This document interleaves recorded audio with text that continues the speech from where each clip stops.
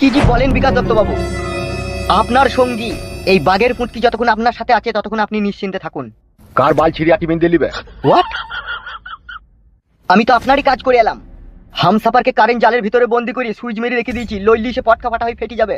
আর ফুটুর দুই হাত পাকে বেঁধে পুঙ্গায় বাঁশ ভরে দেয়ালের কোণে ঠাড়ো করে দিয়েছি। আর আমার বউ ছেলের কি খবর? ওদের খবরটা তো এখন আমি পাইনি, আমি তো ওদের দুজনকে নিয়ে ব্যস্ত ছিলাম। হাফ গান্ডু, বলেন বিকাশ দত্ত বাবু। সাদা কুকুর, ইয়েস ব্রাদার।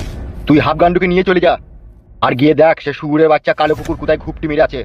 তাকে ধরতে পারলি তার মাথার খাবড়ি চুলগুনাকে ধরে আমার কাছে নিয়ে আনবি। ওকে বড় ভাই। হাফ গান্ডু, তুমি সাদা কুকুরের সাথে যাও। ঠিক আছে, যাচ্ছি। জানিয়ে যা সাদা কুকুর।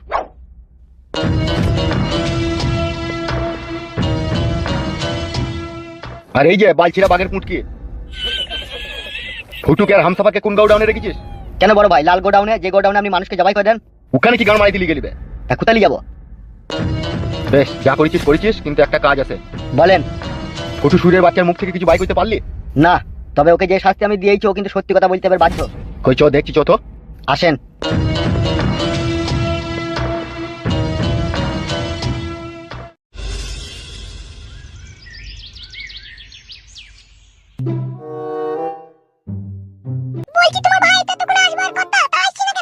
সেটা তো আমিও ভাবছি, ও তো বললো যে খোঁজ খবর নিয়ে চলে যাবে, তাহলে এত দেরি হচ্ছে কেন? আমাদেরকে তোমরা ছেড়ে দাও, এখন তোমাদেরকে ভালোভাবে ভদ্রভাবে বলছি। ভদ্রভাবে বলার কোনো প্রয়োজন নাই তো, যেমন আছো সেইভাবেই থাকো।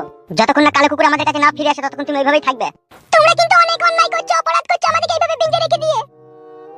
ঠিকই বলেছো, অনেক অন্যায় করছো, অনেক অপরাধ করছো। তোমার স্বামী যেগুলো করেছে সেগুলো অন্যায় নয়, সেগুলো অপরাধ নয়। যে করেছে তাকে শাস্তি দাও, তো আমাদেরকে কেন ধরে এনেছো? তবেই তো তোমার ভাতা চুদি ভাই জ্বালাটা বুঝবে। তুমি চুদি ভাই রে, তুমি আমার চুদি ভাই। মামারি ভাই আমাকে এখানে ধরে নিয়েছে, ওই লোকটা লিখে বলছে তুমি আব্বা।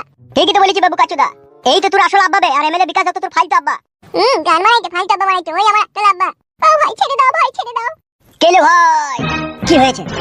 অনেক বড় একটা সর্বনাশ হয়ে গেছে। মানে কি সর্বনাশ হয়েছে? এমএলএ বিকাশ দত্ত ফুটুকে বাড়ি থেকে তুলে নিয়ে গেছে। আরে শালা, তাহলে এখন উপায়? উপায় একটা আছে, বাইরে চ বলছে।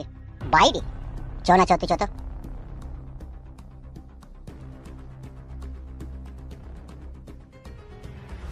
কি ব্যাপার কালু ভাই, বাইরে নিয়ে আসলা, ঘটনাটা কি? বাইরে কথাটা না বললে আর বউ ছেলে জানতে পেরে যাবে না খেপা। তাই তো মনে আগে ভেবে দেখিনি তো। বেশ বলো, এবার কি করবে? তুই কি চাস এমএলএ বিকাশ দত্তকে মার্ডার করতে? তো অবশ্যই, শুধু আমি কেন, সারা বাংলাদেশের অডিয়েন্স আর ইন্ডিয়ার অডিয়েন্সেরও চাই এমএলএ বিকাশ দত্তর মৃত্যু হোক। তুই কি চাস সেটা বল।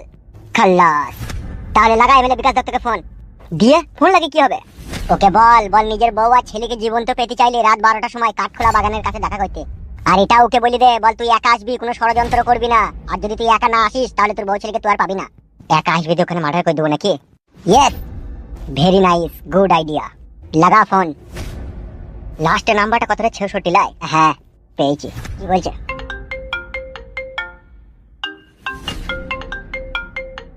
কে আবার এই অসময় লাউড়া ফোন করলো?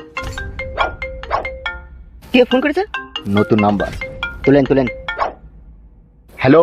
ফোন রিসিভ করেছে তো কালু ভাই। হ্যালো। বল বল। কে রে বালচুদা, ফোনটা রিসিভ করে কথা বলছিস না? কে? বিকাশ দত্ত। কে তুই? চিনতে পারছিস না আমাকে? কে বে তুই? কে? নামটা বল, তবে তো চিনতে পারবো। কালো কুকুর।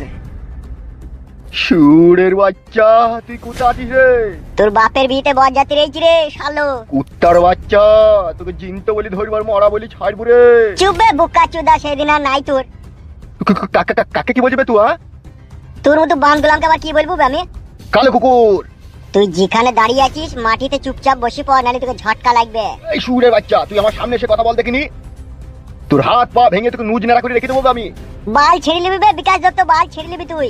What the hell you bloody liar. চুপ শালা কুত্তার বাচ্চা, শালা বুলডগ, শালা খেঁটি কুকুরের বাচ্চা, শালা নেংটি ইঁদুরের বাচ্চা, শালা শিয়ালের বাচ্চা। আসল কথাটা বল দে বড়া। শোন বিকাশ দত্ত, তোর বউ আর তোর ছেলে জর্দার কটু আমাদের কবজায়। তুই যদি তোর বউ ছেলেকে পেতে চাস রাত 12টার সময় কাঠখোলা বাগানে দেখা করবি। সুরের বাচ্চা কালো কুকুর, আমার ছেলে আর আমার বইয়ে যদি চুল পরিমাণের ক্ষতি হয়, তোকে শুকনো মাটির উপরে 18 ফুট খাল করি, সেখানে 4খানা আলকে ওটা সাপ ছেড়ে দিয়ে তোকে সেটা ভরে দেবো। বল বে বল বল, আইনে তোর বউ ছেলেকে মেরে দেবো। তুই যদি একা রাত 12টার সময় কাঠখোলা বাগানের ওখানে না আসিস তাহলে তোর বউ ছেলেকে কুচি কুচি করে কাটবো, কেটে বস্তায় ভরে নদীর জলে ভাসিয়ে দেবো। না, এমন করিস না আমার জালিম শত্রু, এমন করিস না। তাহলে বল তুই একা আসবি তো? আসবো রে আসবো, আমার জালিম শত্রু, আমি একাই আসবো। না হলে জর্দার কটুকে পিস পিস করে জর্দার কটুকে ভরে দেবো। না না, এমন করিস না কালো কুকুর, এমন করিস না। আমি আসবো, তুই যা বলবি আমি তাই করবো। আমার ছেলেকে জয়দার কটুকে কিচ্ছুই করবি না তুই। পানি খা, এখনো মার্ডার করিনি, তবে তুই না এলে করবো। আসবো রে আসবো, আমার জালিম শত্রু, আমি আসবো। ঠিক আছে রে বারোচুদা, ফোনটা রাখতে হইলে।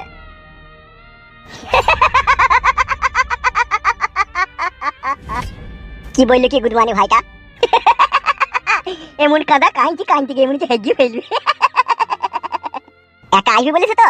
হ্যাঁ, ওটা আবার বলতে আমাদের সাথে মাদরামো করলি, বুঝতেই তো পারছিস। ঠিক আছে আয়। বাবু, এইভাবে চিন্তা করে কি করবেন বলুন আপনি? আপনি নাকি আবার বলছেন আপনাকে একা যেতে। আপনি যদি আবার লোকজন নিয়ে যান তাহলে আপনার বউ ছেলেকে আবার মেরে দেবে। সুরের বাচ্চা খান কি ছেলে আমাকে কঠিন যন্ত্রণায় ফেললো রে বাঘের পুটকে। কালো কুকুরের কথা শুনে আমার মাথাটা ঝিমঝিম করছে। তাহলে আমাকে একা যেতে হবে রাত 12টার সময় কাঠখোলা বাগানে? আমরাও যাবো বড় ভাই, আমরা আশেপাশে দাঁড়িয়ে থাকবো। এখন তাহলে কি করবো রে বাঘের পুটকে? গোডাউনে যাওয়ার দরকার নেই, আপনি পার্টি অফিসে চলুন। পার্টি অফিসে গিয়ে একটু চিন্তা ভাবনা করবেন, ঠান্ডা মাথায় কি করলে কি হবে। ঠিকই বলেছিস তো, কইছো আসুন।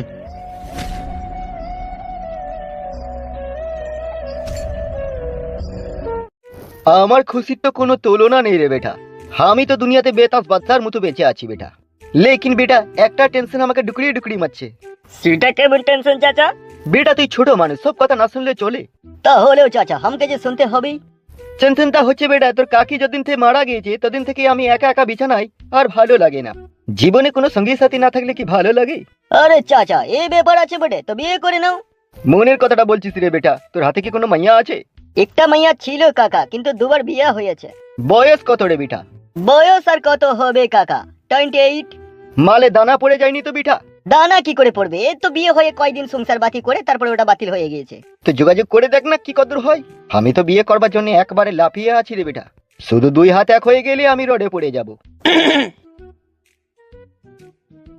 কিছু বলবে না কি তোমরা? তোর কথাটা কেমন ঘোলা ঘোলা লাগিয়ে, বাঙালি না বিহারি তো? আরে বেটা, জন্ম থেকেই বাঙালি আছে বেটা। এই গ্রামেই বাড়ি তো? অফকোর্স, তা কোথায় বাড়ি হবে, এখানে হবে না তো? তাহলে কালো কুকুরকে নিশ্চয়ই চিনিস। কোনটা কালো কুকুর বেটা? কালো কুকুর বে। তুই কি বাড়া পাগলা চুদা আছিস নাকি? কালো কুকুর আবার কোথায় থাকবে? রাস্তার কুকুর রাস্তায় থাকবে? এ জানে না। কালো কুকুর একটা মানুষের নামবে, এমনি কুকুর লয়। ওটা আমি জানি না বুটে, তোমরা খুঁজে দেখো। চলো বাল জানো হে তুমি?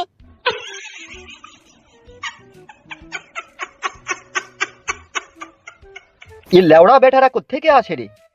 সেটাই তো চাচা, আমাদের দুজনের মাঝে কথা বলছে, এসে কেমন উল্টে পাল্টা কথা বলে দিয়ে চলে গেল বটে। এই লেওড়া বেটার জন্ম ঠিক নাই রে মনে হচ্ছে।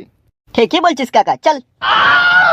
হ্যাঁ চলে আয়, না হলে আবার যে কোন পাগলা চোদার পাল্লাই পড়বো তা ভগবানই জানে।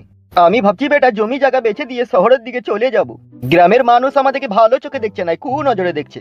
ঠিকই বলছিস চাচা, সব কিছু বেচে দে আর সোনা গাছি চো, ওখানে মাইয়া भी পাবি আর খাবারও পাবি। ওখানে কি ভালো ভালো মাইয়া আছে? अरे काका, सबकी 16 साल की लड़की है वहाँ पर। চল সব কুছ বেচে দিব। একটা বিশাল বড় সর্বনাশ হয়ে গেছে কাকিমা। সর্বনাশ তো হবে, সেটা নতুন কথা কি? কাকা বাবু কোথায়? ওকে তোমরা আর এই ঝামেলার মধ্যে জড়িও না। আমার নাই চাই একটাই মাতার, ও যদি মরে যায় তাহলে আমরা কাকে নিয়ে সংসার করব বলো? কাকিমা আপনি বুঝতে পারছেন না, 4-5 জনের জীবন জড়িয়ে আছে এখন এমএলএ সাহেবের হাতে। আমরা কি করব তাই যে বলো? তুমি কি চাও না তোমার জামাইকে বাঁচাইতে? হ্যাঁ, জামাইকে তো বাঁচাইতে চাই, তো কি করে কোন বাঁচাবো? সেই জন্যই তো তোমাকে বলছি কাকা বাবু কোথায়? এই ছোড়া, তো দাদু কোথায় গেল রে? মারতে গেল। কখন আইবি কি কিছু বলি গেছে তোকে? হ্যাঁ বলি যে এখনি যাবে, চলে আইবেন, আমি বলি যে